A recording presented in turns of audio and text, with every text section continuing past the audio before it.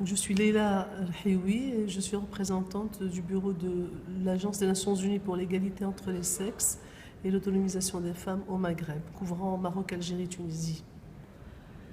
Aujourd'hui, au Maghreb, 2 enfants par femme contre 7 enfants il y a 20 ans. Qu'est-ce que ça change?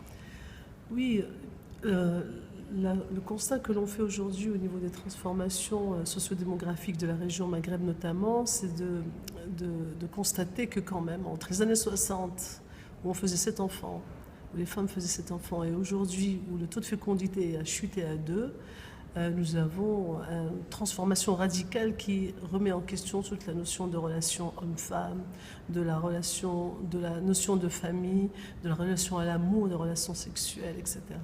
Ça transforme radicalement une société. La maîtrise de la fécondité est quelque chose qui a transformé les sociétés du Maghreb.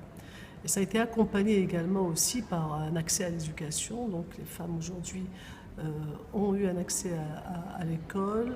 Aujourd'hui, majoritairement, elles ont renversé la tendance dans le domaine des études universitaires.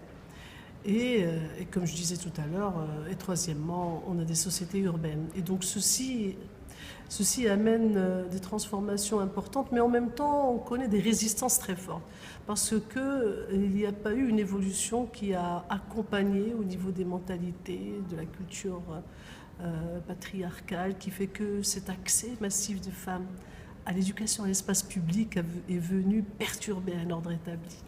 Et donc on a un peu, on va dire, pas reconnu à la femme ce droit de sortir de la sphère privée et d'investir l'espace public. Et cela se reproduit sur elle par une violence qu'elle vit, pas seulement au sein de la famille, mais aussi dans l'espace public. Et les statistiques le démontrent de plus en plus dans les enquêtes prévalences que les différents pays mènent dans la région. Donc voilà ce qu'on pourrait dire comme transformation au niveau de la société. Alors bien sûr, des progrès sont faits. Des progrès sont faits pour amener plus d'égalité de droits aux femmes. Les codes de la famille ont été réformés, des constitutions ont été réformées, celle du Maroc qui a mis en place primauté de la norme universelle sur le droit interne et aussi surtout consacrer l'égalité, même dans les droits civils, ce qui est une très grande avancée. Bien sûr, on a mis en place aussi des réformes institutionnelles, des stratégies de lutte contre les violences, des plans pour l'égalité. Ceci est louable, est très important et il le faut, il y a une volonté politique, mais on n'avance pas assez vite.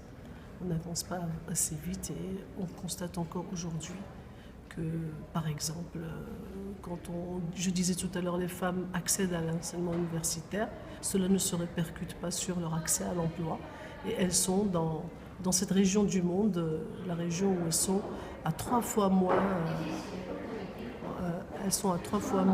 présentes sur le marché de l'emploi comparativement aux hommes.